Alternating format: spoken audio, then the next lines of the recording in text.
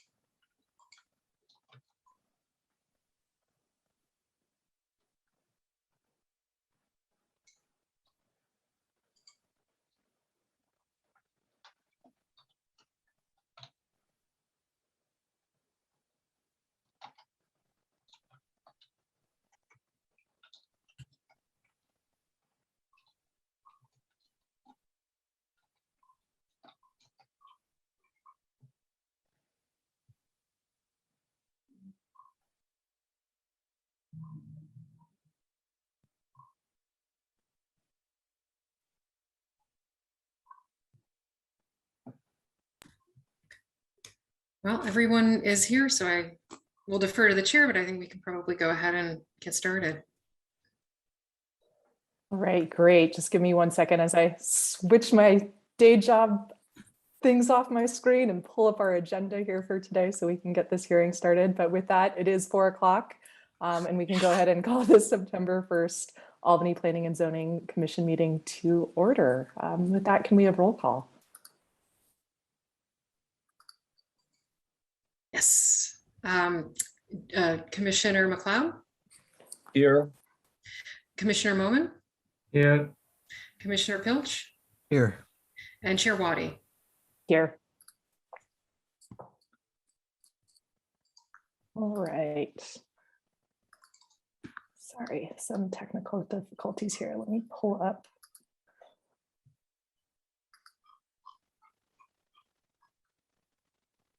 All right, here we go. Sorry, this new format, have to get used to it. Thank you. With that, item 3 on our agenda, ex parte communications. Do any commissioners have any ex parte communications to disclose this evening? No? No. All right.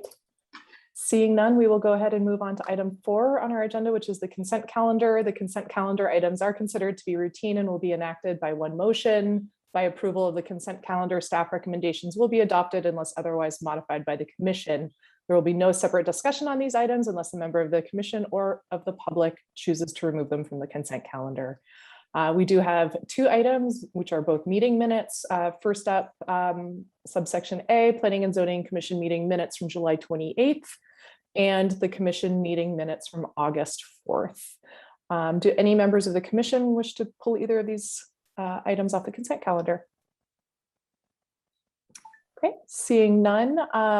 And are there any members of the public who wish to pull either of these items off of the consent calendar? I don't see any. No hands raised. Okay, then this item is closed. And do we have a motion?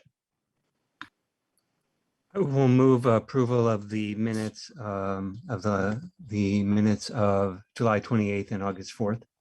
Great. Do we have a second? I'll second.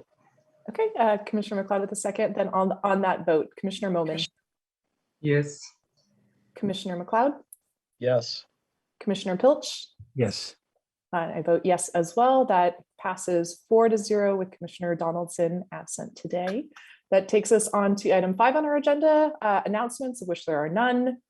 Item 6 on our agenda, this is general public comment. This is the opportunity for members of the public to address the commission on matters that are not otherwise agendized this evening. Each speaker is limited to 3 minutes, and the Brown Act limits the commission's ability to take and or discuss items that are not on the agenda. Therefore, such items are normally referred to staff for comment on a future agenda. With that, let's go ahead and open up general public comment, and members of the public, now is your opportunity to get in the queue if you'd like to address the commission on an item that is not on the agenda. And do you see anyone in the queue? No hands are raised right now. Okay. With that, then we will go ahead and close general public comment, moving us right along in our agenda to item 7 for action items, of which there are none. And that takes us to item 8, the meat of today's special agenda, which is new business. First up, it's a study session of the housing element for the 2023 to 2031 timeframe. And with that, I will go ahead and turn it over to staff for a presentation. Great, thank you. So I'm gonna be delivering a PowerPoint today. I'm Barry Miller, the consultant on the housing element. And this may be a little different than what I usually tell you, which is to hold your questions till the end. I actually want to encourage you to ask questions as we go, in part because there's going to be a lot of data in this presentation, and it's going to be hard to recall the slides you've seen, 20 minutes earlier at the end. So if you see a slide and there's some data on it and you have questions, I'd like to encourage you to ask those questions. And I'll pause after every couple of slides so that we can check in on that. I'm going to now share my screen.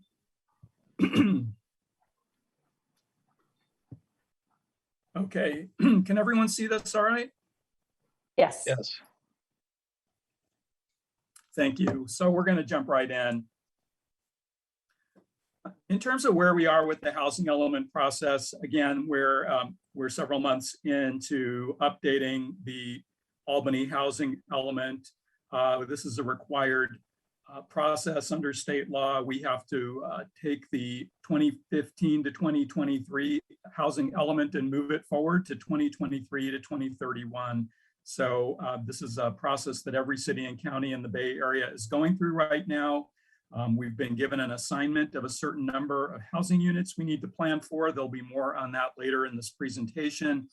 At this point, we've had an introductory and orientation meeting on the housing element with the Planning Commission. We had a meeting with you a couple of months ago where we went through the last housing element. We talked about the city's progress in implementing its housing programs, got some feedback from the commission on policies and programs. This meeting is focused on the needs assessment, which is a specific task in the housing element update, and it is a specific chapter of the housing element document. You can see the other chapters of the document here. We'll be coming back to you at future meetings to talk about these other items. After this meeting, we're going to move into either the fun part or the unfun part of this process, which is to identify our housing sites. And we have a much larger number of units we're being asked to accommodate in the next cycle by the state. And this means we're going to have to look at rezoning, and this will begin with an assessment of options for rezoning and then some specific rezoning proposals that will be coming back to you next year for consideration, and then a recommendation to the City Council sometime next summer. So we are dovetailing this process with the San Pablo Avenue specific plan. Obviously, that's the place where we're going to have the most leverage in terms of increasing our development capacity, and we can meet most of our housing needs through that process. As you'll see toward the end of this presentation, we have some preliminary sense of what it will take to get us to where we need to be in terms of housing sites. But we're going to spend most of the rest of this presentation on the needs assessment. The contents are dictated by the government code, and you can see here the different topic areas that are covered. I'm going to go through a series of slides on each of these Actually, we're not going to talk about expiring subsidies because there are none. So we can get that out of the way right now. But the other topic areas that are covered here are each the subject of a number of slides. And you've all received the agenda packet, which includes the draft chapter that has detailed information on demographics in Albany. And this is part of the process that we go through to assess our housing needs. I wanted to just take a minute to talk about data sources. There is a process called the American Community Survey. You'll see the initials ACS throughout the documents that we're producing. This is a survey that's done by the census every year. It is meant to provide a sense of where we are in between the decennial censuses. So we've got a 2010 census and we just had a 2020 census. But in those intermediate years, there is a survey administered to roughly 3% of all households in the country. And that data is used to provide estimates of conditions in any given year in between the census. We're looking at a 5-year rolling average, and the data, the most current ACS data that we have available to us reflects conditions over the 5 years between 2015 and 2019. The ACS data is pretty good when you're looking at a large geographic area like the state of California. When you get down to a city like Albany, it's a little less good. There's a margin of error that comes with the data. And then when you get down to a census tract or a census block, it's not particularly helpful or useful. So we're using this mainly at the citywide level, the data from the ACS.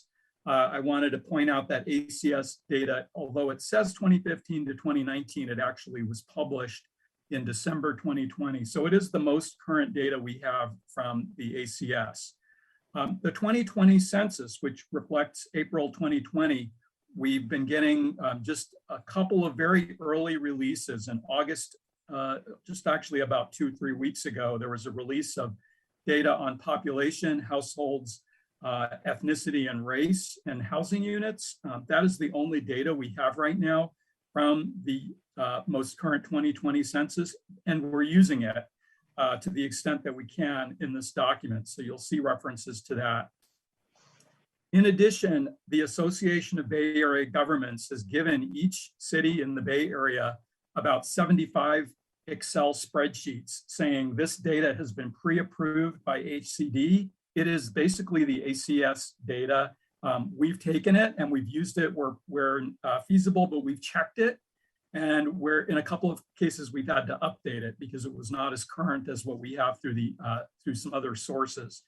There's also data from the Federal Department of Housing and Urban Development that deals primarily with income and how much people are paying for their housing.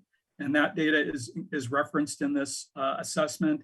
The state of California, the Department of Finance and the Economic Development Department both provide data on, the DOF provides data on building permits and number of structures. That data actually comes from the cities. And the EDD gives us data on the labor force, unemployment rates, how many people work in Albany, how many jobs in Albany are filled in different categories and so on. There's county data primarily dealing with unhoused residents, and that's from the biannual homeless survey.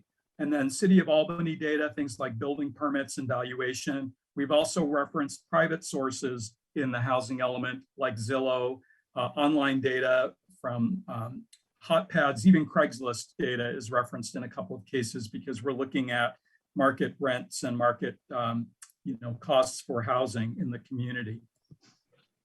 So we're going to move ahead now with the data, and I'm going to start with a slide showing population growth. And let me just again pause before we begin going through this and see if there are any questions on just the context, where we are in the process and the data sources, and then we'll move ahead with this if there are no questions.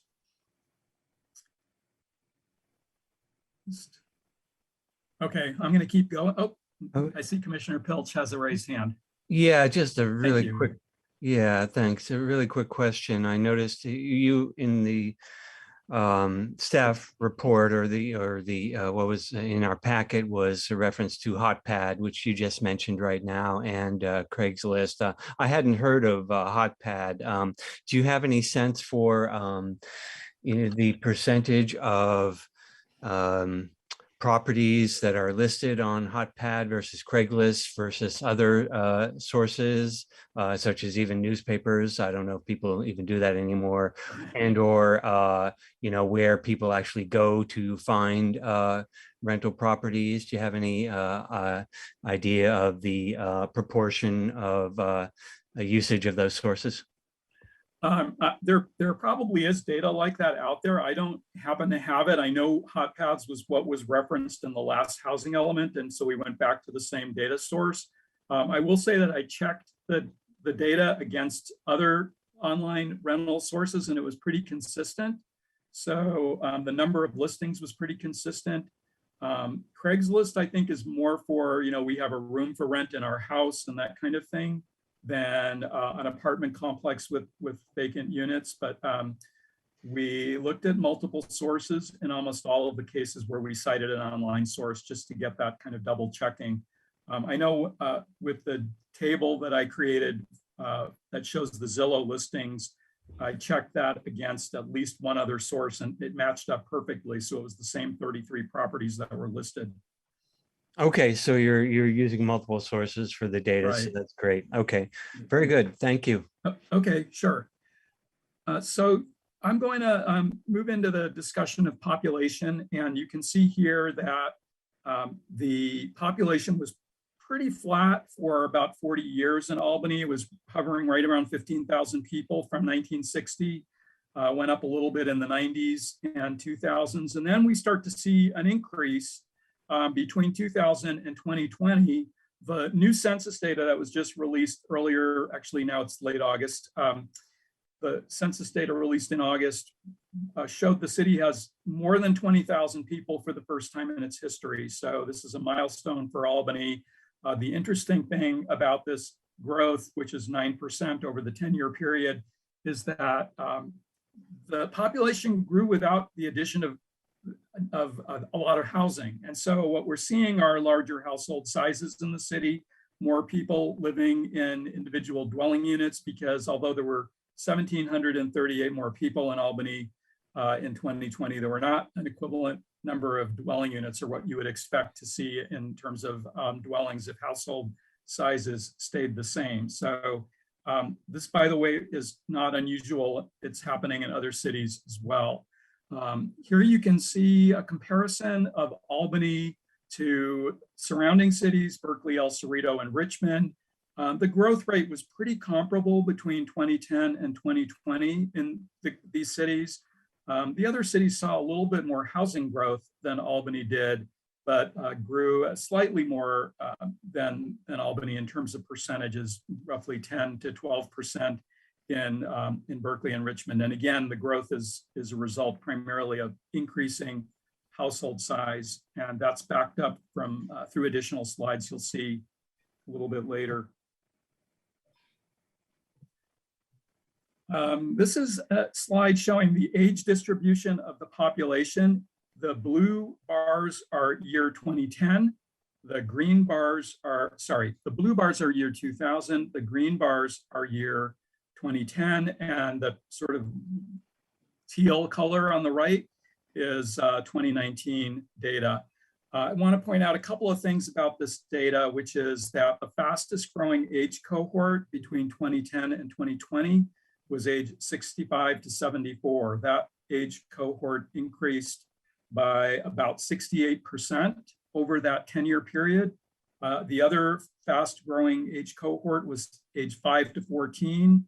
More children during that 10-year time period, but there's about 20% more kids in Albany in 2020 than there were in 2010.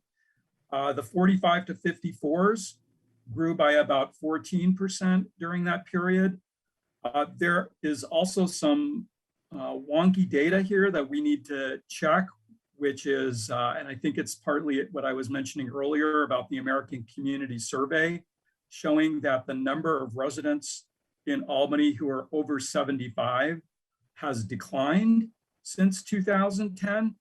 We believe that that's actually not correct and that the number of residents over 75 has increased, in part because Belmont Village was built during that time period, but also we look back on historic data. There were a lot of 65 to 74s that would have aged into that over 75 cohort that are not reported here. Either they have died or moved to other cities, or we're seeing an underreporting of that over 75 population. And in most cities in the Bay Area, that's actually one of the fastest growing segments of the population. So it is kind of curious that the census is showing a decline in the oldest segment of the population here.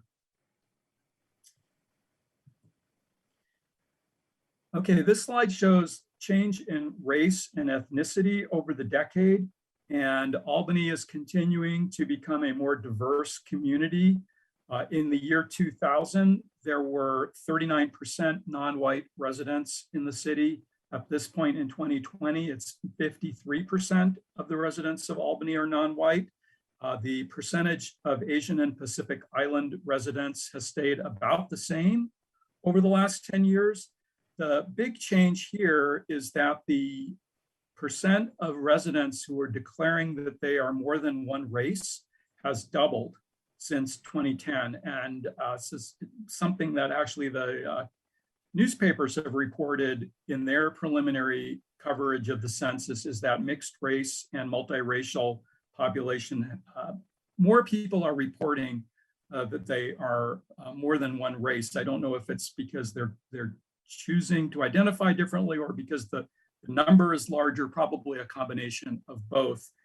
The other point here is that the Hispanic or Latino population increased from 10% to about 13% of the city's population over the last 10 years. And just a demographic factoid is the way that the census reports ethnicity, in other words, Hispanic or non-Hispanic, is separate from race. So that white population may include any of the racial groups that are shown here may include persons of Hispanic or Latino origin. I'll pause again to see if there are any questions about the age or race or population data. I just have one observation. On the first graph that you showed the population in. Okay. If you can go back to that. Yeah, so in this, I observed in your report that population growth from 2000 to 2010 was about 12.5%, but that was because the UC village was developed during that time. Right. But then the population growth of 9.3% from 2010 to 2020 is without that kind of development, so that is much more significant.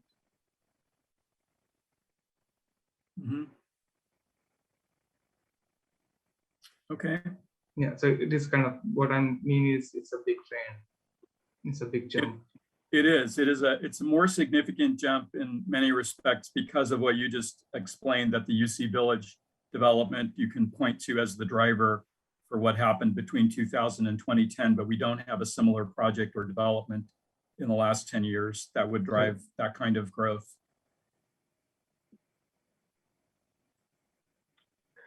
Now, I had a question. So can you speak to the Hispanic versus Latinx bifurcation, or actually it might take a bit to explain why we have that breakout, but is that changing at all? It seems like a strange anomaly in the way that race and ethnicity are recorded. Do you see any trends in that recording changing over time? It is changing, and one of the things I noticed about the new census data is that they now have data which I didn't include in this PowerPoint, but there is data showing it adds the Hispanic population to the pie chart so that you can distinguish non-Hispanic white from Hispanic white, non-Hispanic Asian Pacific Islanders. So it kind of doubles all of the categories. in a pie chart. It makes it a little more complicated, but I have seen that data presented that way now by the census. So I think that they are moving more in that direction. Okay, thank you. It is definitely a complicating factor. Okay, so this slide shows the language spoken at home by persons over 5 in Albany homes. And what you see here is that about 40% of the city's residents are speaking a language other than English at home. They may be speaking English as well, but there are multiple languages spoken in 40% of all of the homes of all the households in the city. Of that 40%, you can see here that there's this breakdown between those who speak English very well, bilingual folks, and then those who have more limited English, who declared on the census that they spoke English less than very well. The predominant language for that segment was Chinese. About 9% of the residents in Albany speak Chinese and English less than very well. There's about 1.5% of the population that indicates that they do not speak English at all. And all of this data, I think, is important, not just for housing, but for all city services. It gives the city a sense of the language, the need for multilingual materials and translation programs that are oriented to reach people who speak other languages. Interestingly, there's some census data on the country of origin of Albany residents, and about 1/3 of the city's residents were born in another country. The census indicates that the primary countries are China, India, Korea, Mexico, Brazil, and Japan. Those are the largest countries. But if you look at the data for the comprehensive data, there are about 80 countries that are shown there. So it's a very international community. Some of that is, I think, helped by UC Village. It's a very diverse and international student body, but on a bigger scale, there are many groups that are represented in the city. So we're going to move to households now. The data that I just presented was mostly about individuals, and population data tends to be about people. This is more about the people in each dwelling unit. So the household data puts a little bit of a different lens on this. We have about 7,500 households in the city. One of the things, just to start right out, we looked at the American Community Survey data, and we looked at the new census data, and already see that there's a problem with the new census data in that they're counting a large number of UC Village residents as being in group quarters rather than in households. Part of the reason this is problematic is that when we get to doing our housing planning, the state of California doesn't recognize group quarters as meeting our regional housing needs allocation. And you'll see later on in this presentation, we're going to be trying to make the case that the units that are planned for the UC Village property in the future are indeed dwelling units that are going to serve households and not dormitories that are going to be serving group quarters. So we'll be talking to UC and to the census and others to reconcile this, because what they're saying is that in Albany right now, the number of people living in group quarters increased from 62 to 1,395. And that's all at the UC Village census tract. And that data also skews the household size data for the city, because they're not counting those folks as living in households. But oddly enough, they are counting the households. So there's some strange things happening with this data that we are, it's brand new data. It just came out, and we will be looking at how to explain this and how to correct this in the coming months. So it's just kind of a red flag that, at least that I saw in crunching these numbers and looking at this. Okay, so we're moving on to household type data. And this is the composition of the 7,500 or so households in Albany. And you can see here in this pie chart, the percentage of households that are married couples with no kids at home, married couples with kids, and so on. And a couple of interesting things about this information is let me just get my notes for a minute. There are more households with children than there used to be. About 43% of all households in Albany have children under 18 living at home. And just to compare that to the region, in the Bay Area, it's 32%. In the city of San Francisco, it's 18%. So we are above the regional average in terms of households with children in the city. And that's a change from the last census. It was higher than the regional average before, and it's gone up since then. The number of married couples with kids or partnered couples with kids went up from 29% to 34% in that 10-year period. And the number of, or I should say the percentage of of households that are comprised of one person, somebody living alone, went down from 25% to 22% over that 10-year period. So we're seeing fewer people living alone than we were in the 2010 census.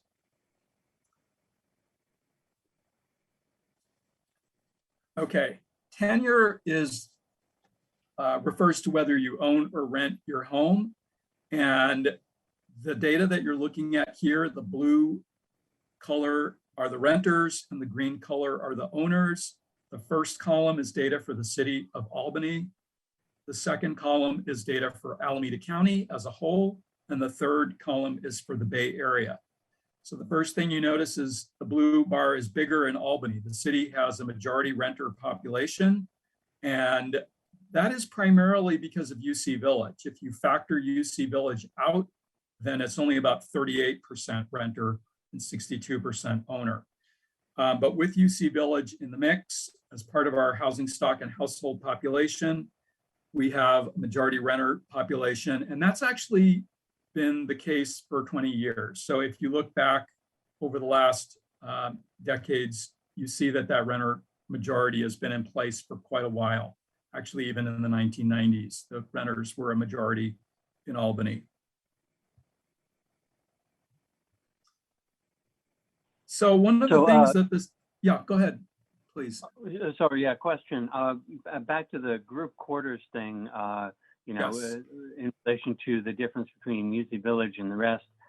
So group quarters is defined as where single people are meant to live together, and that is the distinguishing thing between that and other quarters, and it doesn't have to do anything with the term of the rental, because I imagine that the UC Berkeley housing, UC Village housing is more shorter term rentals in general, but that doesn't factor into whether it's group housing or not.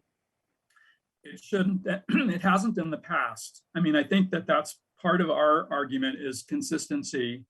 And in the past, it's always counted as households. They are households. In fact, they're family households. Typically, the way the census defines group quarters is it's jails and prisons, it's dormitories, it's nursing homes, it's military barracks, and there's a whole list of housing types that meet the group quarters definition. But apartments with kitchens and bathrooms and families living in them for a period of time would not ordinarily be considered group quarters. Okay, that makes sense. Just wanted to make sure about that. And then you probably are aware that UC Village does intend to build a dormitory for single students. And so I imagine if that gets built, that would be group quarters. Is that correct? It's an excellent question, and we're researching the answer to that. We're actually, we've already extended that question to HCD, and we will bring that up later in this presentation because the way we count that project is going to have a huge impact on how much additional zoning capacity we need. If we will argue that it is multifamily housing, and based on its characteristics. But we don't know whether HCD will accept that at this point or not. Okay, so the jury is out. Okay, very good. Right. All right, thank you. Sure. Okay, so we're going to talk a little bit about employment in Albany. And again, this is a government code requirement that we address employment. And the reason for this really is to look at whether the city's creating housing demand through its jobs and through its job growth, how well balanced the employment base of the city is with its housing, whether there's a match between the kind of housing that exists in the city and the kinds of jobs that exist in the city, and so on. And the first thing you note here is that Albany has nearly twice as many employed residents as it does jobs. It's an exporter in some respects, in that Albany is not really an employment center that's drawing a lot of that's generating a lot of housing demand relative to the role it plays as a housing provider for people who work in other communities. So the regional average, saying you have one employed resident for every job, it's actually 2 to 1 in Albany. And what that says is actually the city, well, from a general plan perspective, it would be more like we need to create more jobs here. But from a housing perspective, it's essentially saying we are already providing housing for jobs that are being created in other parts of the region. But unemployment in the city is lower than the regional average. It was lower than the regional average during the last recession. At the peak of the pandemic unemployment, Albany's unemployment rate was lower than the regional average. It's a highly educated population, with 73% of all residents over 25 having a college degree, while the average in the United States is 42%. And the occupations in the city are primarily in the professional sectors, things like health and education services, finance, and so on. Only 16% of the city's employed residents actually work in Albany. Now, again, that's before COVID. So obviously many more people work from their homes now than they did before, but under pre-pandemic conditions, you had about 46% commuting to other cities in Alameda County, primarily Berkeley and Oakland, and about 38% commuting to other counties, primarily San Francisco and Contra Costa. So we're gonna, yes, please. Sorry, just double checking. So unemployment means that it's the percentage of people in the city who are able to work, who are not working, and it does not mean the percentage of jobs that are unfilled, correct? That is correct. Yeah, so that's people in the Albany residents who are in the labor force who can't find a job, basically. Okay, thank you. Who are out of work, I should say. Yeah. So we're going to talk for a moment about income, and a lot of the housing element is geared toward households that fall in different income categories. And you can see the income limits for these categories for the county of Alameda. This is updated annually by the state, and it's tailored to each county in the state. So every one of the 58 counties has their own table like this, updated once a year, and it defines the persons who earn less than 30% of area-wide median, which is extremely low, 30 to 50%, which is very low, 50 to 80%, which is low, and then the moderate income category, which is calculated slightly differently, which is 80 to 120% of median. So just again, as an example, a household of 4 earning $109,600 a year would be considered a low income household.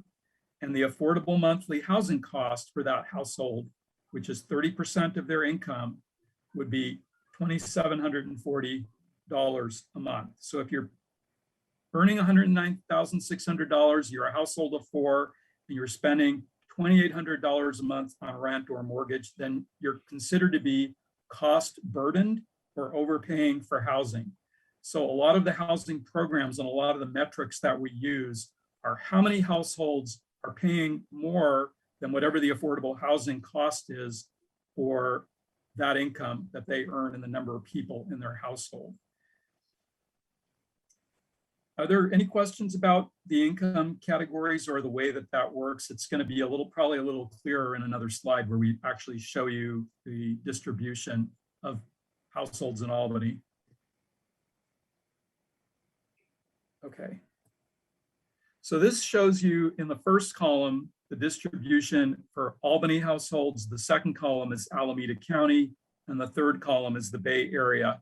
And the extremely low income is that kind of lighter blue at the bottom. So 13% of all Albany households are extremely low income, meaning that their income is less than 30% of the area-wide median.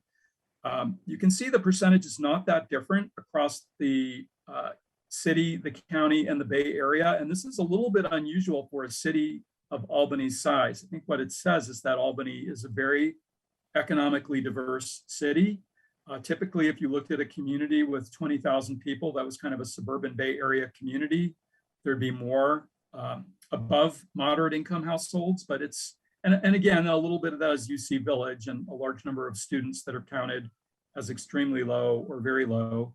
But it does kind of, express that the city is economically diverse and does have households, roughly 25% of all of the households in the city are very low income. And that by the way, the affordable housing for a household in that very low is $1,700 a month. So that kind of gives you a sense of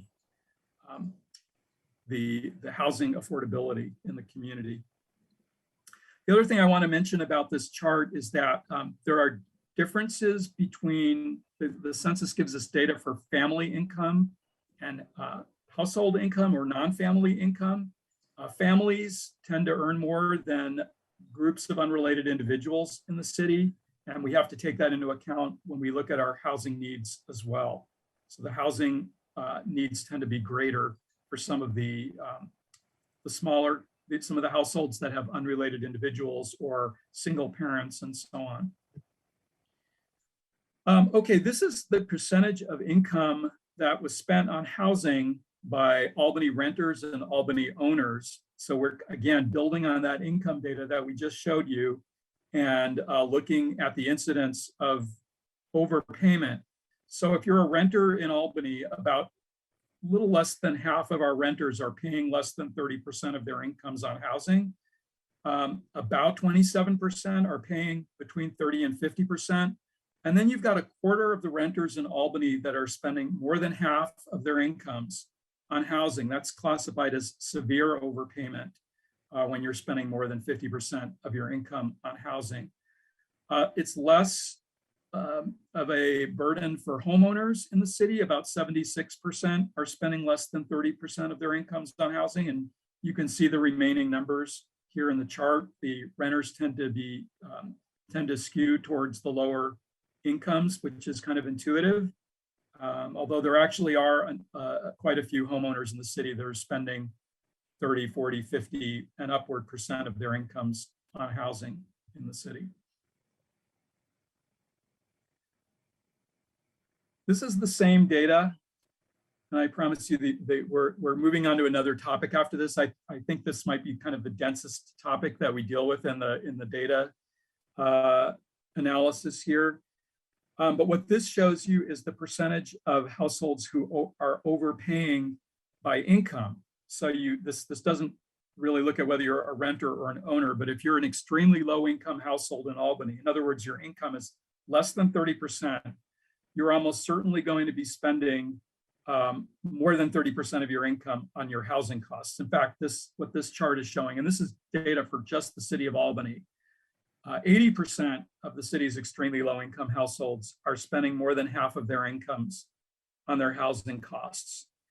And at the other end, if you're a moderate income household, almost 90% are spending less than 30% of their incomes on housing. So again, it paints this picture of the cost burden for lower income households being able to afford to live in the city. And it really kind of helps explain why so much of the housing element is focused on meeting the needs of the low and very low and extremely low income segments, because that's where the cost burden is greatest and the housing needs may be most acute. Any questions on the cost and overpayment data before we move on? Okay, I'm going to keep going. So we're looking here at overcrowding. Again, this is a metric that's used by HCD. It's used by the census also, which is to say that if you have more than one person per room in your housing unit, you're considered to be an overcrowded household. If you have more than 1.5 persons per room, you're considered to be a severely overcrowded household. And the higher that percentage is, the more the state wants to see us adopting policies to encourage housing with 3 bedrooms or 4 bedrooms or multiple bedrooms, so larger units that alleviate some of the overcrowding. The city has seen, as you saw from the earlier slides, an increase in the number of children, an increase in household size. And so the incidence of overcrowding is actually quite a bit higher than it in 2020 than it was in 2010. So you can see, not in the bar charts, but in the text on this slide, that about 9.5% of all of our renter households were overcrowded in 2020 compared to 3.3% in 2010. And it's much lower for the owner-occupied households. I do want to point out that although the percentage of households meeting the definition of overcrowding has gone up by a lot, it's still considerably less than the state average. If you look at California as a whole, about 14% of the households in California are overcrowded. So the city, although it's increasing, is still well below both the county and the region and the state on this metric. Okay, so we're shifting gears to a slightly different topic. Again, driven by the government code requirement that we evaluate the special needs of specific housing groups in the city, including seniors, persons with disabilities, single parents, large families, extremely low income households, and our unsheltered and unhoused population. So just a couple of data points here, and we can come back to any of these if you like. In terms of our older adult population, it's about 12% of the city's residents that are over 65, and that's an increase of about 500 people, a little more than 500 people from 2010. So that is one of the faster growing segments I mentioned earlier. It's mostly the 65 to 74s right now. But if we're planning out for like another decade, that age cohort will start to age into a greater need age cohort in terms of housing. So we may be looking at increasing demand for housing that's designed for older adults, that has certain amenities and features that meet the diminished mobility needs and higher healthcare needs and supportive service needs. We have 711 seniors that are living alone, one-person households over 65 in Albany. 28% are very low income, so that's a higher percentage than the population at large. Now, I need to point out that that doesn't include folks, the equity that folks have in their homes. So there may be folks who have paid off their mortgages and are living in a house that their housing payment is relatively low. They're on a fixed income. They still have housing needs that are related to things like home maintenance and property taxes and so on. So just because someone's in a house that's paid off doesn't mean that they're not, they don't have housing needs of some kind. You can see here the statistic that 17% of all of the seniors in Albany were paying more than half of their incomes on housing in 2020. So moving down the list here, the percentage of residents with a disability has actually declined since 2010, about 6% of the total, and that's a lower percentage than the county at large. Not sure what the reason for that decline is, but it's a little bit counter to the regional trends.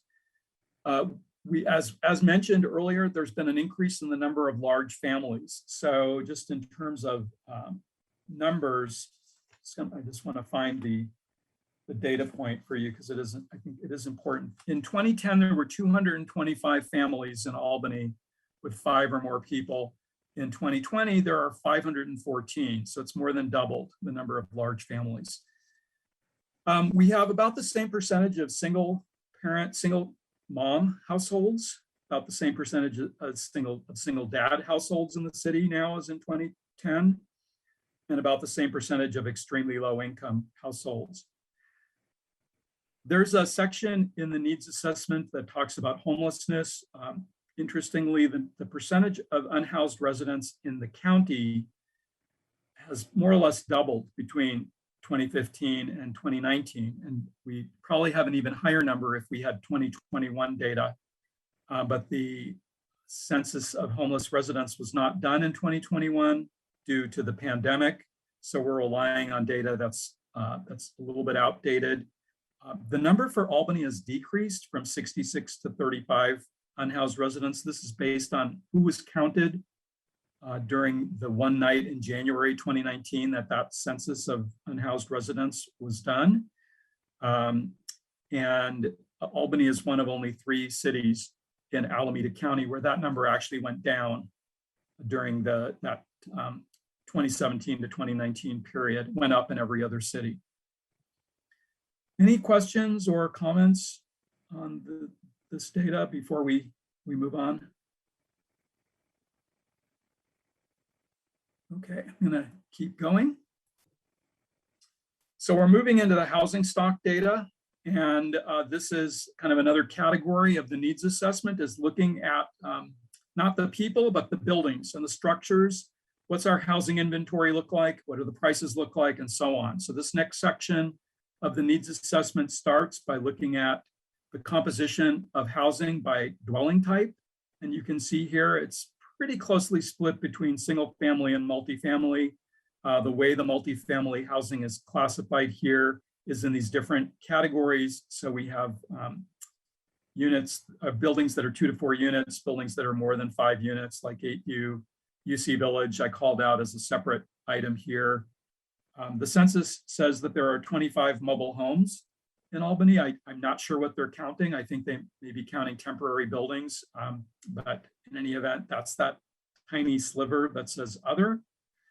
About 5% of the homes in the city were vacant at the time of the census, and only about 1.5% are vacant for rent or for sale. There are actually a number of homes that are only used seasonally or that were vacant for other reasons at the time that the census was taken. So here you're looking at the age of housing stock, and it's interesting to think about 50% of the housing units in Albany are more than 70 years old. So it's a fairly mature housing stock, a lot of increasing maintenance issues related to structure condition that we need to be thinking about in our housing policies. Beyond the 1940s, you can see the pie slices for each decade. And other than the last 10 years, the city has had a pretty good record. And you know, that 12% of units that were built in the 2000s was UC Village reconstruction. So it's a little misleading if you factor that out. The city's really not built a whole lot in the last 20 years, but this does provide kind of an interesting lens to think about the age of our housing units and the fact that there is this large inventory of older homes in Albany that may require special maintenance and retrofit needs and so on. This is the number of bedrooms in Albany's nearly 8,000 homes. And what you can see here, which is really, I think, one of the more interesting statistics, is that houses in Albany tend to be small compared to other cities in the region. And this is apartments and single family homes, both combined here. But about 3/4 of the units, or actually about 70% of the units in the city, have only 1 or 2 bedrooms. So it kind of puts the overcrowding data in perspective and the larger household data in perspective, because we do have a larger number of people living in homes that aren't necessarily getting any bigger. What this does say is that there will be continued demand to increase the size of single family homes, to add bedrooms, to provide larger housing units in the future.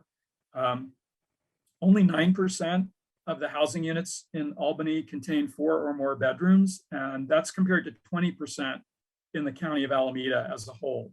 So again, this is, I think, a kind of unique characteristic of housing in Albany, is that a large number of fairly small, both renter and owner occupied housing. Now we're looking at our housing construction between 2010 and 2020. And you can see that other than Belmont Village, which is that big yellow bar in 2017, there wasn't a whole lot of housing added during the decade, about 90 units based on the Department of Finance data.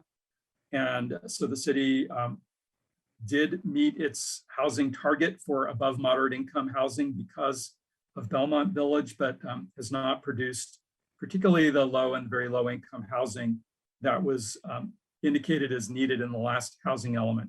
Now you can see it's a little better between 2015 and 2020 than it was between 2010 and 2015. Some of that is actually accessory dwelling units that are showing up there that are being counted as new housing units. If you're thinking, well, I don't remember 21 housing units being built, that whatever year, it could be because they're ADUs that are being counted here, which we can do, and they do count as dwelling units. Yeah, I was thinking it must be ADUs, because I can only think, I can't think of any, in the time I've lived here since 2000, I know of a couple of vacant lots that have been built on, but I can count it on one hand, I think. So I think it must be ADUs. Yeah, I think that's right. So I actually took this slide that you're looking at directly from a presentation that I did for the Planning and Zoning Commission in 2013. I think we were very happy at the time that the housing values had returned to their pre-recession peak, because there had been this devaluing of housing going on in Albany during the recession. And that housing had reached 670,000, which seemed like so much at the time, and so high at the time in 2013. So I put that in perspective. Here's today. I'm going to show you what happened between 2013 and 2021. So we have housing now going from a median of 620,000 in January 2013 to 1.2 million in January 2021. So we've had an almost doubling of housing value in the last 8 years. Albany's housing values have increased at a faster rate than the county of Alameda, and at a faster rate than the Bay Area as a whole. And not just Albany, it's actually El Cerrito and Richmond as well. They've also seen increases of this magnitude, not to the same dollar levels, but in terms of where they started and where they are now. Both El Cerrito and Richmond have seen similar increases. Berkeley's increase has been a little less dramatic, although the dollar amount is higher in Berkeley. So here again, this is a slide that's from 2013 showing what the median rent was. This is actually from the presentation. We do this presentation for you guys every 8 years, just to be clear. So this is from the presentation from 8 years ago, when we were showing what the median rents were in 2013. So updated to today, this is based on that Zillow and HotPads data. The median rent for a 1-bedroom apartment has gone up by about 40% to $1,900. It's about $2,400 for a 2-bedroom apartment, and then for a 3-bedroom house, about $4,400. Interestingly, the rents have not increased at the same percentage rate as the for sale housing. We've seen about a 25 to 50% increase in the rents versus that enormous, almost 100% increase for the ownership housing. But it is interesting. And there's roughly a $700 to $1,000 premium for a rental house relative to a rental apartment. So if you're looking at a 3-bedroom apartment versus a 3-bedroom house, the house is generally going to run about $700 to $1,000 more. This is just based on the data for the current listings in Albany, and you'll find that in the report. So this table shows you a little bit about how UC Village influences the data for the needs data for Albany. And I was trying to recall if we initially did this in the housing element last time because the state asked us to, or because we just thought it was an important point to make.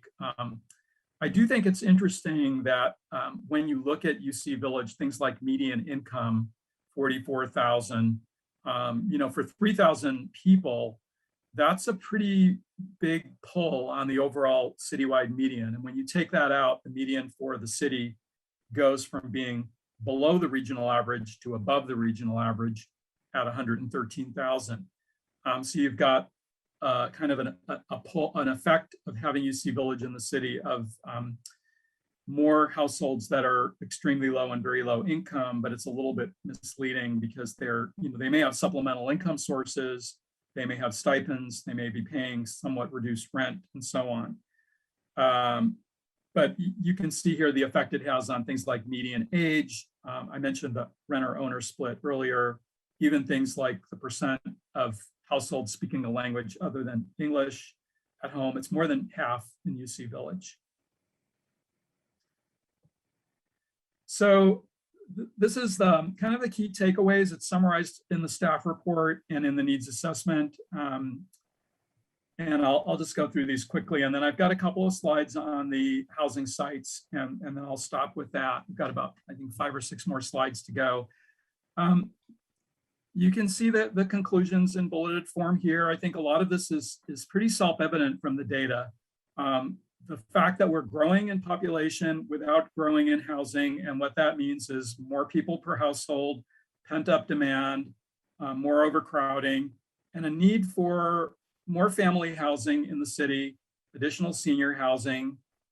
We're going to expect to see more demand for home expansion and additional bedrooms in some of our housing stock, which we already are seeing. An aging housing stock with increasing demand for maintenance and improvement.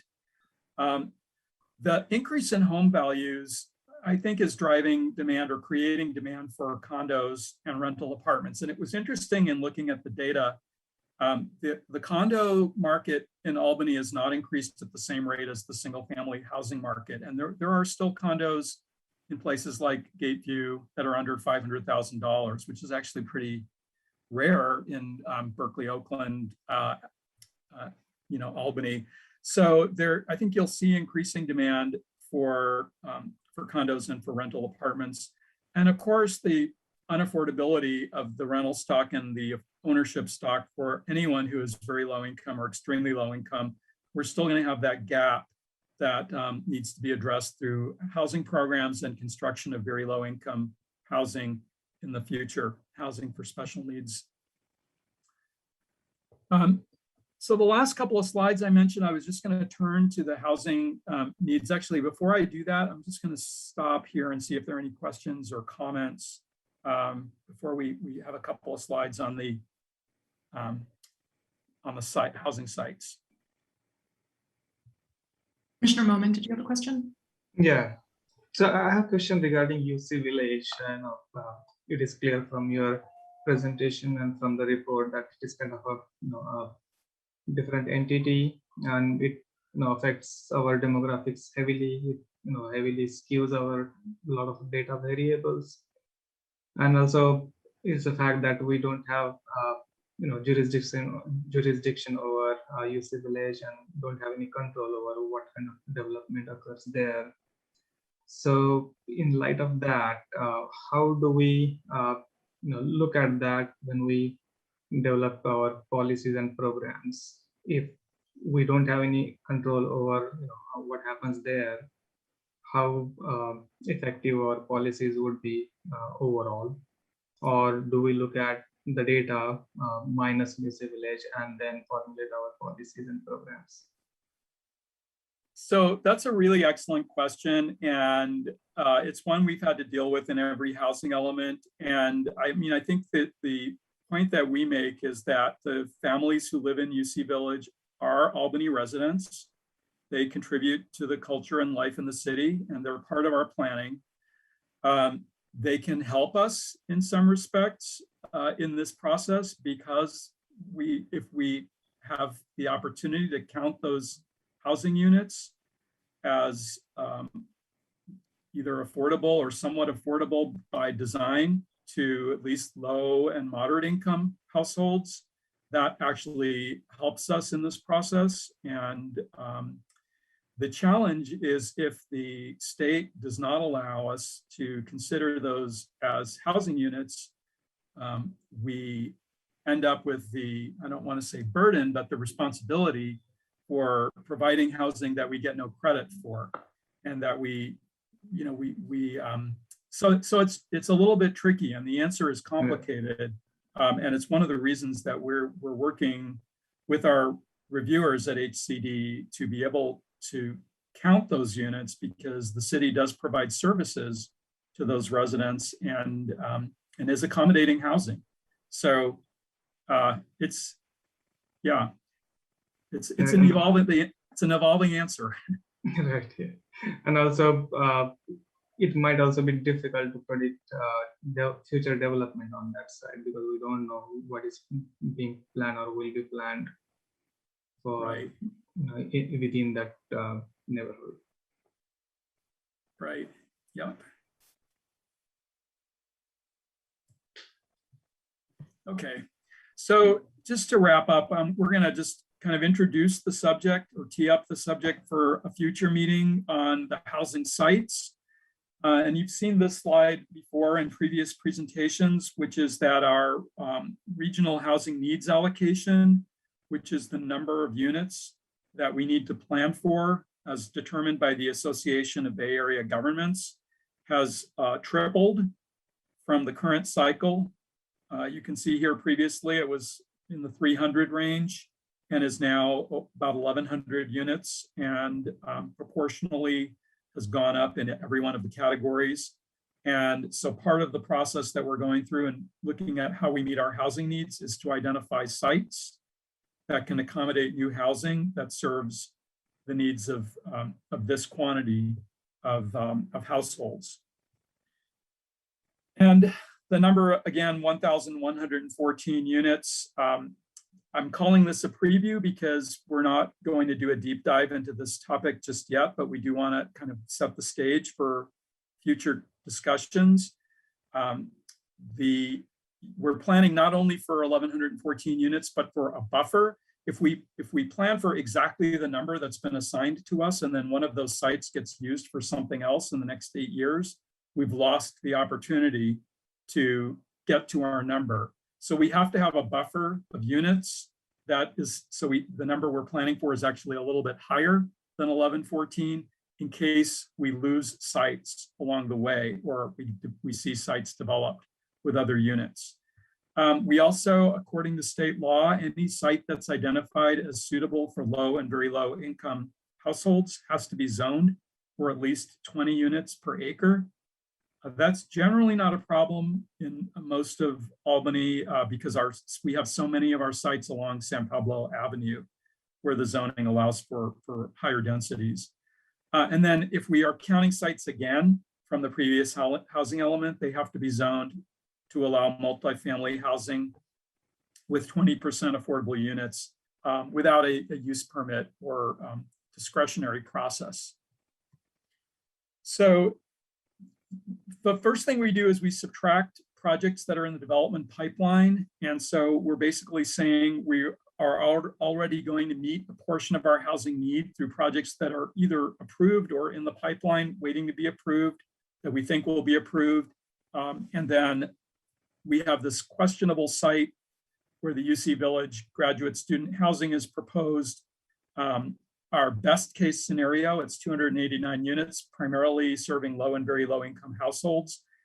is that we are able to count those units as part of our pipeline.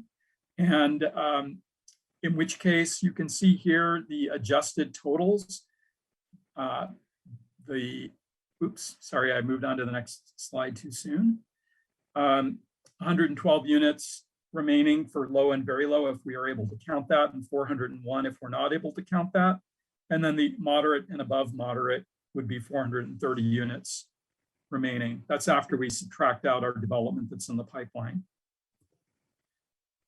This is the map of the housing sites that was in the previous housing element, and it identifies sites for about 241 units. And I'm subtracting from that. You can see the symbol here and the symbol here, the Belmont Village and Evelyn project sites, which were, one of them obviously been developed. The other one has an approved project.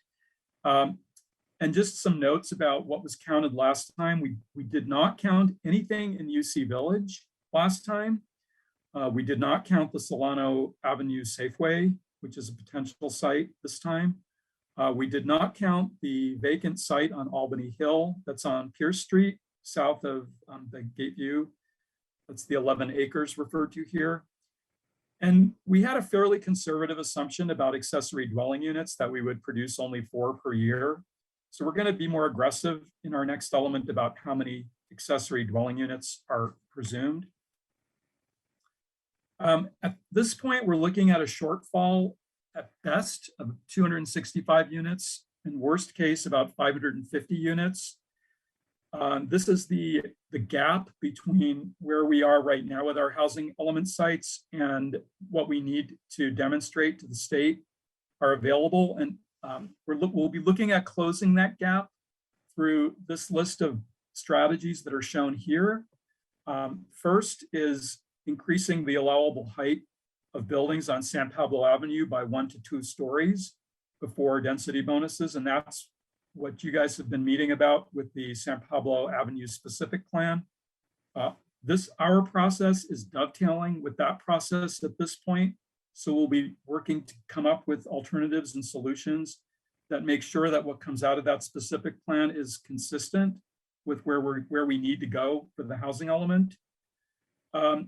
Adding more opportunity sites on San Pablo Avenue. And again, we were pretty conservative with what we counted. We didn't count the Albany Bowl site, for example, in the last housing element as an opportunity site.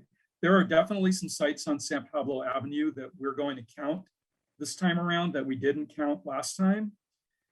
The site on the west side of Albany Hill, I mentioned the more aggressive accessory dwelling unit assumptions, Safeway, other UC Village sites. And then other ideas, and this is obviously something we'll be coming back to you to talk about at future meetings, because these are big changes and they're not changes that are going to happen without more community conversations. But we're just indicating that these are the kinds of things we'll be thinking about. Changes to the single family zoning regulations. Some of this is what the state is considering right now, and we'll have to be evaluating that and monitoring that. Looking at the potential for housing in our commercial mixed use zone and the possibility of rezoning single family to multifamily in a couple of limited locations. So at this point, it's kind of like everything is on the table, and we'll be coming back to you with at another study session, and also going to the community through at least one workshop later this year to begin to talk through these items. So we're finally at the end.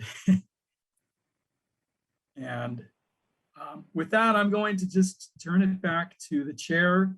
We would welcome public comment and commissioner thoughts and comment and feedback about what you've just heard. Thanks. Great. Thank you, Barry. That was a wonderful presentation.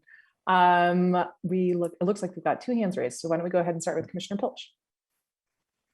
Okay, sure. Thank you. I guess I'll limit myself to questions at this point. I've also got some comments, but some questions from the presentation and packet. So the in terms of it seems like the RENA numbers are way out of sync with Plan Bay Area forecasts. And so, what do you see happening there? Do you see Plan Bay Area? Is that kind of an indication that we won't meet our RENA numbers, or will Plan Bay Area be revising their numbers, or how do you see that playing out? Yeah, that's a good question. And it's the argument that a lot of cities are making when they appeal their RENA numbers. They're basically saying, you're telling us we have to add all this housing, but your projections show we're not gonna build it. Why do we have to do this? I think there's a couple of things happening here. One is we're being asked to plan for unmet demand that already exists, and the units that weren't built basically are being carried forward onto our numbers. And I think the other issue is that the ABAG really wants to loosen the supply and create more sites available, knowing the market may not create all of this housing. Having a larger supply of sites and greater flexibility in terms of what can be built where that's really what we're being asked to do, is plan for a larger capacity so that the market can build this housing. So it's a little bit of creating a better playing field for the development community to build what it can. Okay. And now you mentioned changing state legislation. State is being pretty aggressive, or trying to be. Some are trying to be pretty aggressive about housing legislation. In particular, there's SB 9 and SB 10, which have now passed the legislature, but have not been signed by the governor yet. Can you speak to what you think what you would do, how you would respond to the if SB 9 and SB 10 were signed into law, how that would change what you're going to do going forward? We would likely need to make an estimate of how many new housing units might be created as a result of allowing multi-unit buildings in single-family zones. I personally think it's going to be a pretty small number. We've got a lot of small lots. In a community that has larger lots, that has a lot of vacant lots, you would have a larger number of units that could be created. But given the dense nature of Albany and the concentration of single family homes, it would be a pretty small number. It would be some increment and some margin, but I don't see it as having a big impact on our solution to reaching our target number. Okay, thank you. And last question, I noticed, I think it was stated that our percentage of unoccupied units is pretty consistent with the area, but it seemed to me to be a large number of unoccupied units, in the 400 something. Do other cities impose ordinances such that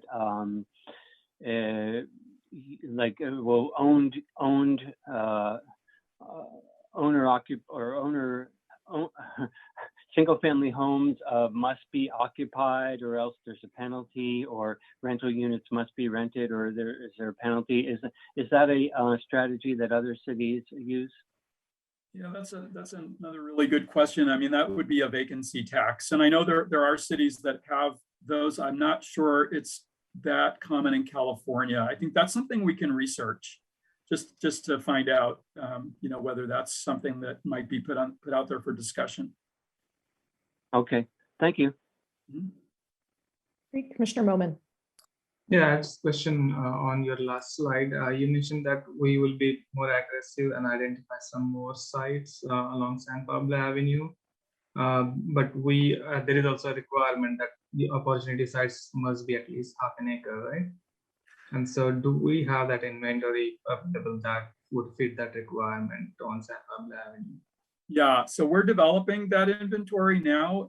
There was an inventory that was done for the last housing element, and there was an inventory that was done for the specific plan. And we're updating the information. I think the thing about the half acre site is that we can count sites that are smaller than a half an acre provided that we can make the case that they can realistically be developed with the kinds of housing that we need. And we feel like we can do that in Albany, that it's a corridor that includes Berkeley and El Cerrito, and we can point to projects in those two cities that have been approved and built in the last few years that are on small sites that were realistic and that penciled out, so that we can count not necessarily an individual 60 by 100 lot, but a site that's 20,000 or 15 or 18,000 square feet. We should be able to count some of those.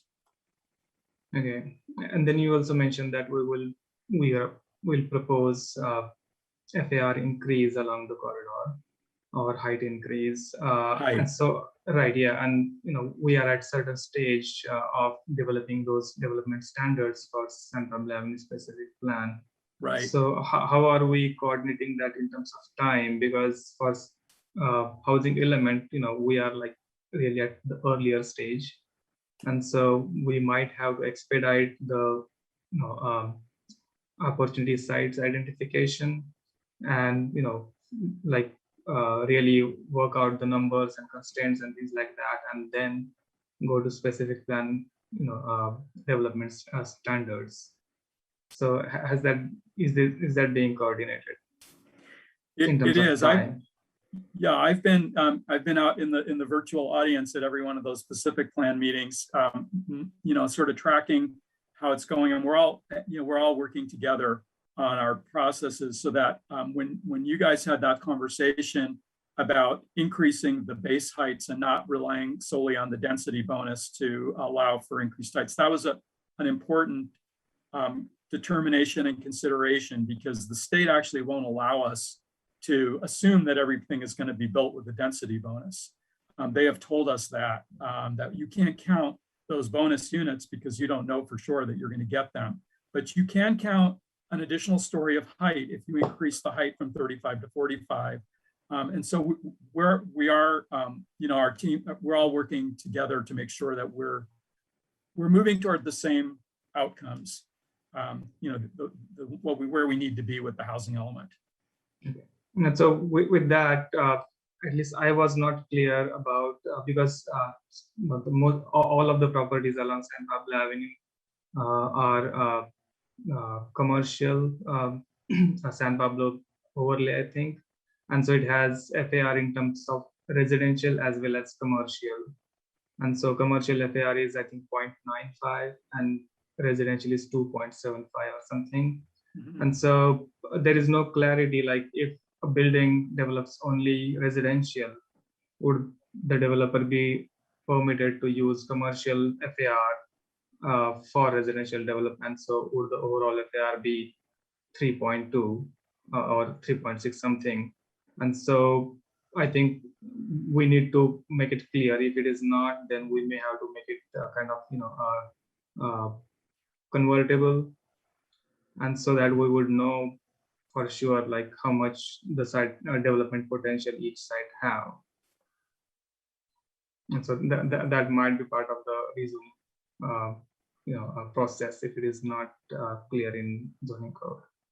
Yeah, and all of that I think is going to come out of the specific plan process. So those numbers, the FAR numbers that you were just citing, are likely to be different by the time we get to an adopted housing element, because we'll have a new specific plan that provides the clarity that may be missing in the current zoning. Right. Yeah, that's all the questions I have for now. Great. Any other questions or comments? Yes, and I don't have any questions or comments myself, other than just this was a really great presentation with really clear, concise, informative information that I'm sure we will be mulling over the next few weeks. So thank you for that detailed presentation. Maybe last call here, and then we can go ahead and open it up and see if there's any public comment. Why don't we actually go ahead and, more additional. Oh, sure, go ahead, Commissioner Momin. Okay. Yeah, so looking at the conclusions that Mr. Miller have presented and the key takeaways, we clearly need more housing, more multi-family housing, and one of the main points in the presentations was overcrowding. And so I was wondering, for RENA requirement, we just have a breakdown of the units in terms of affordability, very low income, moderate, market rate. But then it doesn't address the requirement for certain housing types like senior housing, multifamily housing, other types, and also it doesn't address the requirement for unit mixes. Like currently we reviewed Albany Bowl site, and during the review, there were suggestions about adding more larger units, like more 2-bedroom and 3-bedroom units, because Albany has more families. And so it was done as part of a review, and they respected our recommendations and modified the design accordingly. But for RENA numbers, I don't see there is any provision for that kind of requirement by which we can enforce or add a requirement for certain unit mix by sizes, like at least 10% should be 3-bedroom, at least 50% should be 2-bedroom, and things like that. And so I'm wondering, if not part of the RENA, part of the housing element update, is there any way we could make it part of some of our programs or policies and ensure that there is enough production of larger housing units so that it could address the overcrowding issue? Yeah, you can do that. I would say part of the purpose of this is not just to meet the state requirement, it's to respond to the local needs, and it's your city's policy. And so you have that flexibility and discretion to make this a document that works for Albany. That said, I would only say the state is going to be a little funny around things that appear to narrow the market or drive the market too much. So if you start saying, we have to have this mix of 2 bedrooms and 3 bedrooms, or you can't build it, they'll call it a development constraint. And so it's a balancing act between providing incentives and expressing what you want to encourage, and coming up with regulations that could actually limit the market and make it harder for a developer to respond to what's financially feasible. So it's all kind of got to be balanced. Commissioner Pilch. Yeah, so to follow on to that, so instead of a stick, perhaps you could use a carrot and have incentives for developers to provide the units, or units with more bedrooms, for example. So that would be a way to get around it. Would that be a way of getting around things that are seen as barriers to development? It would. And yeah, I think if you were going to go in that direction, you'd want to look at those sorts of things, like maybe part of the local density bonus program that is being developed for the San Pablo Avenue corridor gives you more height or some amenity if you build more units that are 3 bedrooms, for example. Okay, yeah, thanks. Mm-hmm. Right, why don't we go ahead and open it up to general public, or to public comment on this item? So I think I do see a couple attendees over there, but now is your time, if you're listening in, to go ahead and raise your hand if you would like to provide public comment on this presentation. And do you see any hands raised? I don't see any hands raised in the attendees. Okay. Going once, going twice. All right, with that, we'll go ahead and close public comment then. It sounded like all the commissioners had, oh, Commissioner Pilch, you got one last comment before we wrap. Go for it. Yeah, I was holding my comments until public comment, but I don't have much to say, except that I do want to thank Barry as well for the presentation. It was, in the packet especially, very comprehensive, very good data. And he put up some thoughts about where he was going in, or where he might be going in the future. And so I wanted to make some comments about that. One is the consideration of housing in the CMX zone. I'd prefer to avoid that. I think that You also mentioned previously that the city needs revenue generation opportunities, and I think the CMX zone is probably best for those revenue generation opportunities and not for housing. Plus, it's not really near any amenities there. But I do think we do need to be aggressive in other areas, and I think you have a commission and a council that would be amenable to bigger changes, like changes in zoning, changes in single family zoning. And I've stated to the council that I think they ought to remove the second half of Measure D, which requires single family zoning in most of Albany, and they ought to reform Measure K, which requires low density on that Albany Hill site, so that we can have a high density development there. So I do think there's appetite, and I do think it's imperative for Albany to move forward aggressively. Seeing how little we've built in the past, I think we have to overshoot this time and make sure that we really will get some building in the future. I think that pretty much summarizes my comments. Thanks. I just add a clarifying point to one of the statements that you made in your comments. Measure D, which obviously goes back to 1978, the rezoning portion of that actually applies to a very specifically defined area of the city. It does not apply citywide, and that area in question is bounded by Brighton to the north, the city limit to the south, and it's the sort of midline of Keynes over to Masonic. So refer to it as a sliver, because when it's viewed on a map, it is this very specifically defined sliver. And so that portion of Measure D is what what was rezoned back in 1978. It's a very defined area of the city. Oh, okay. I must be mistaken about that then. Okay. Well, if there is anything that the council needs to do to make sure that we can modify our single-family zoning, then I think they should do it. Perhaps there's not anything that they need to do in a voter initiative at this time. Okay, at a ballot initiative rather. Okay, thank you. Okay, Commissioner McLeod.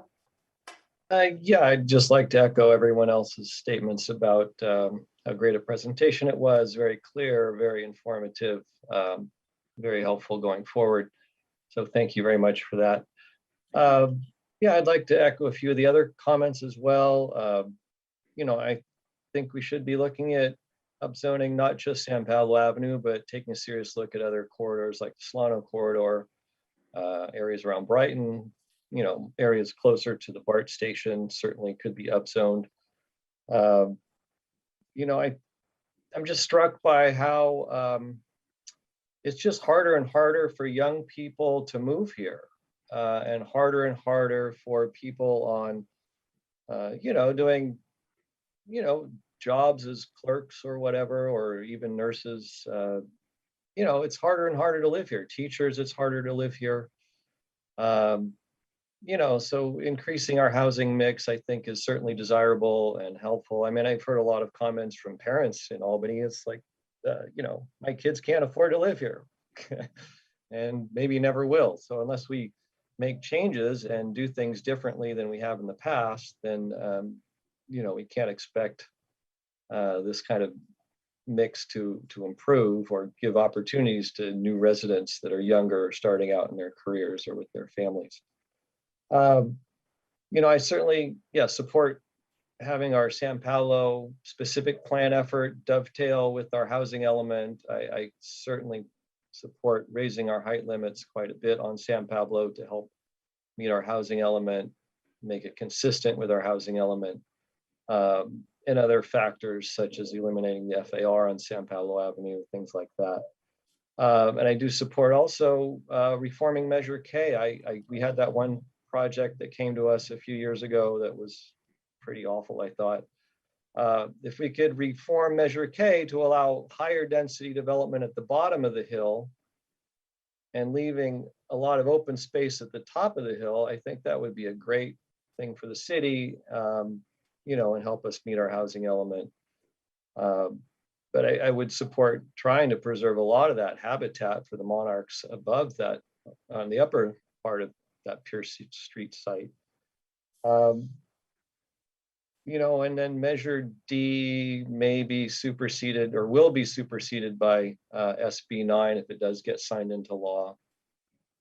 So that could factor in, SB 9 could factor into how many units might be available. But I agree, it probably wouldn't be a lot. There are not a lot of big residential lots, and there aren't any or very, very few vacant lots. So the likelihood of getting a lot of units out of that SB 9 bill it's probably somewhat limited. So, you know, I'm just appreciative of this effort. And, you know, I think Albany should be doing its part to meet our regional demands as well. I think it's great for our city and great for our region to have more housing. So, yeah, thank you again for your efforts. Thanks. Commissioner Pilch, was that your hand again? Yeah, Okay. sorry, I Go forgot ahead. one more thing.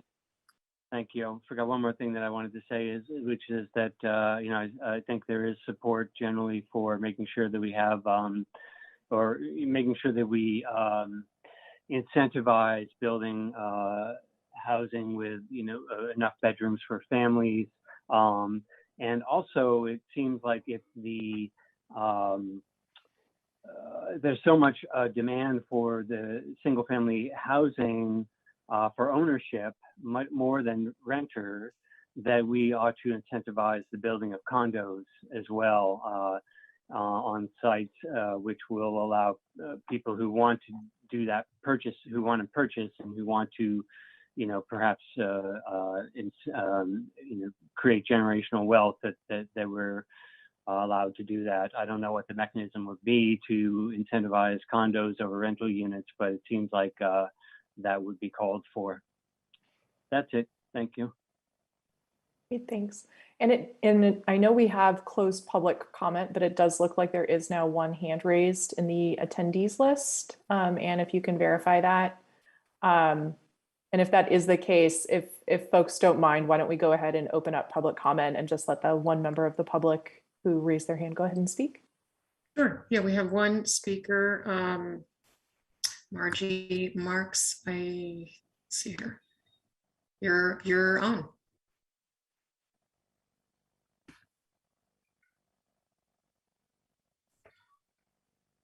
Hi, this is Margie Marks. I'm very sorry I was late for this meeting. I assumed it started at 7 instead of, but I wanted to comment, and I hope I'm not repeating anything that was said before.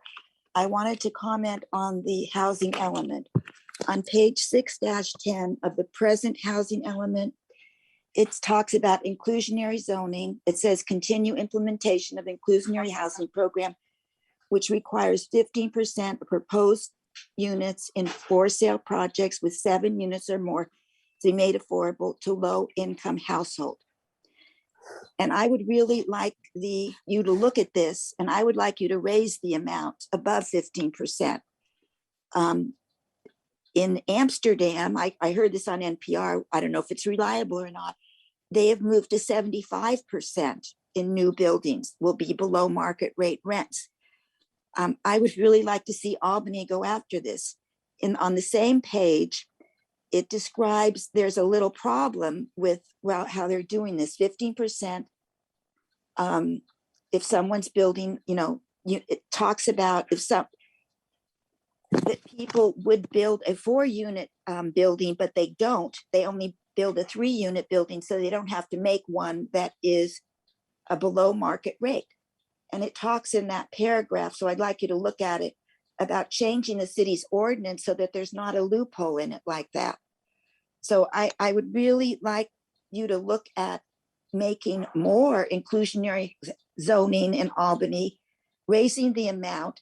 There's one other issue I wanted to bring up with the project on San Pablo Avenue at the bowling, where the bowling alley was. So let's say there were 100 units in that building. So 15 of them would be below market rate. But when I looked at how many units were below market rate, it was lower than the 15%. And it made a distinction between what they called base units. So it's only 15% of what they call base units, not 15% of all units. So I'd also like you to look at that. I think we need any below market rate housing we can get. The 51% of renters in the city would love to buy something in the city if they could, but they can't afford it. Thank you. And I'm sorry if I'm repeating anything that's already been said. And thank you for your time. Thank you. And I think that reconcludes our public comment. So we'll go ahead and close the public comment now and turn it back. One last call for the commissioners, if there are any final thoughts or remarks before we go ahead and move on from this item. Going once, going twice. Okay, great. With that, we'll go ahead and close this item on the agenda then. And that is it for today's agenda. Just so that everyone knows, next meeting, September 8th, back to the regular time for next week's hearing. Oh, Commissioner Pilch, did you have a question?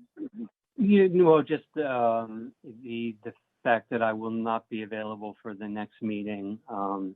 And also, I wonder with the current format, unless the current format of how the agenda is posted, unless that's changed, how are we going to post the Mr. Miller's slides? We can post them to the city's website on our housing element page for any, and make that available to anyone who wishes to review that material at their leisure. Great. Okay, Perfect. that'll be great. And do we have any update as to whether or not the agenda format will be changing in the future, or? Do you mean like in terms of the, the order of it? Going back to the linked format rather than the all-in-one? Yeah, we, over the summer, the provider for hosting was changed. And right now, this is not in our purview here in the Community Development Department. This is in the city clerk's office. They're working with that vendor to refine the template so that we can continue to post individually linked documents. I think the long-term plan is that both options will be available to anyone who wants to access our material. But we are going through a little bit of a transition, which was why your packet this week looked a little different than it typically would. All right. Thank you for the update. Great. Thank you. And then with that, we will go ahead and adjourn the meeting for this evening. Thank you, everyone.